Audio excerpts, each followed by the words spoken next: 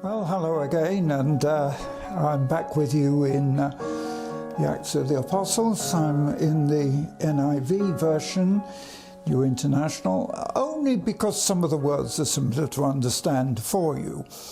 And I'm up to chapter 20, but I have to refer you back to the end of chapter 19, because chapter 20 begins when the uproar had ended. And so it's just to remind you that there was a big uproar in Ephesus when Paul was preaching there, because the city clerk had to quieten the crowd, saying, "Men of Ephesus, doesn't all the world know that the city of Ephesus is the guardian of the temple of the great Artemis and her image?" So then, fortunately, they've allowed them to leave. So in chapter 20, when the uproar had ended, Paul sent for the disciples, and this is Ephesus, remember, because Ephesus is very important. Paul sent for the disciples, encouraged them, and said goodbye, and set out for Macedonia. Now, I want to remind you that Ephesus is very, very important. My father always used to say that the letter to the Ephesians is the most spiritual of all the epistles. We'll come to that in a moment. So now Paul is traveling for Macedonia, and it says in verse 2 that he traveled through that area, speaking many words of encouragement to the people, and finally arrived in Greece. Now, Macedonia is just north of Greece, as you probably know. And so he's obviously come from Ephesus, which basically is in Asia. It's in Turkey now. And I'm assuming that he must have gone by ship because of the distance. Now, when he comes from Macedonia, north of Greece, he comes into Greece. It says he finally arrived in Greece after speaking words of encouragement, and he stayed in Greece for 3 months. Now that seems quite a considerable time, but when you realize distances and what Paul was doing, it's not. We have to be reminded at this point that Paul was financing himself, as we shall see later. Okay, so he's in Greece, staying 3 months. Now, what happened there is because the Jews made a plot against him, just as he was about to sail for Syria, and Syria is going right back, he would have sailed into Antioch. So, instead, because of the Jews were plotting to do something, it doesn't say what, it says simply a plot, maybe an assassination, I don't know. But because of this, he decided to go back through Macedonia, which is where he'd just come from. And it's very clear, it says that in verse 4, he was accompanied with quite a large number of people. It's the first time we see Paul with such a large number.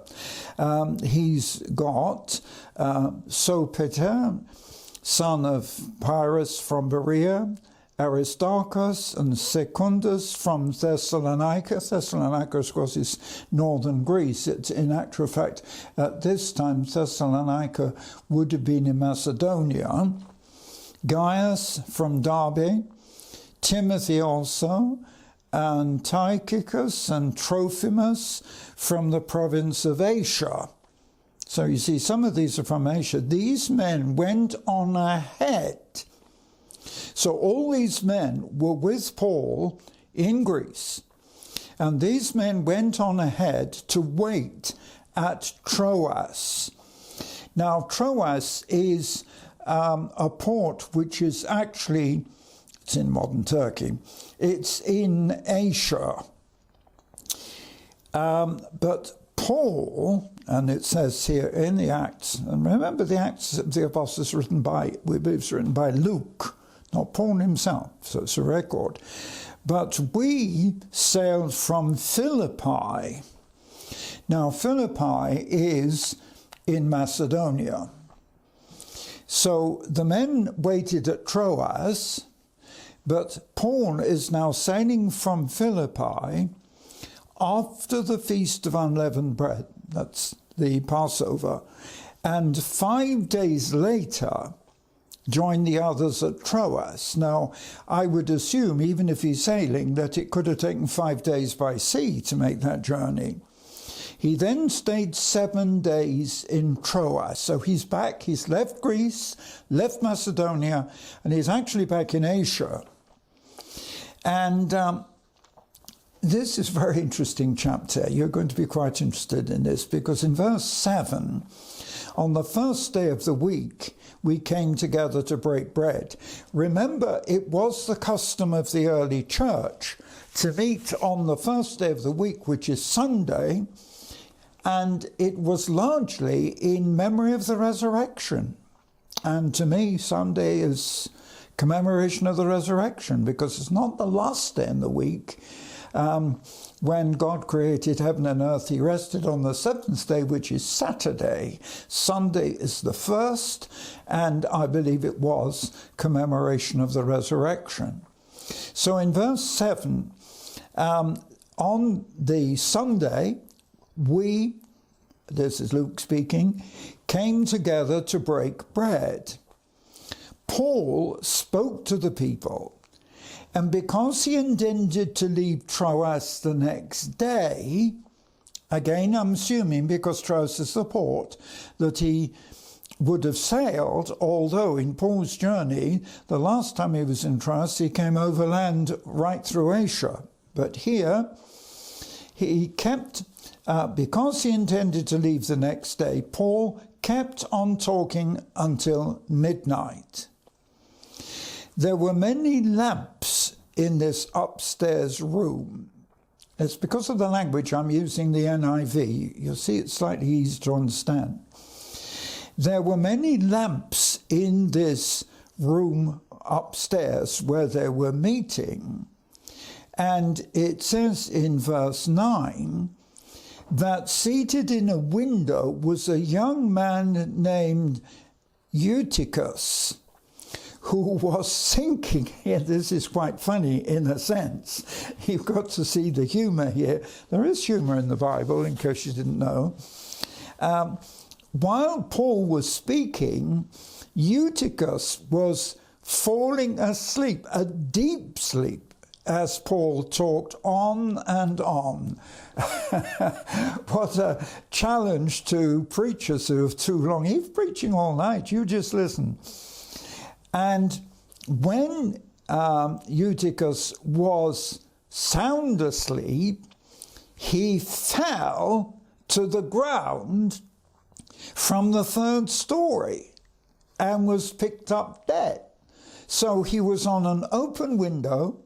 It's late at night, and whether the heat was from outside or whether, because the writer is saying that there were many lamps in the room, and smoky lamps could have created the heat anyway. So Eutychus fell asleep, fell out of the third floor window, right down to the ground, and was dead. It says quite clearly here, picked up dead, verse 9. In verse 10, Paul went down, threw himself on the young man, put his arms around him, and said, "Don't be alarmed. He's alive."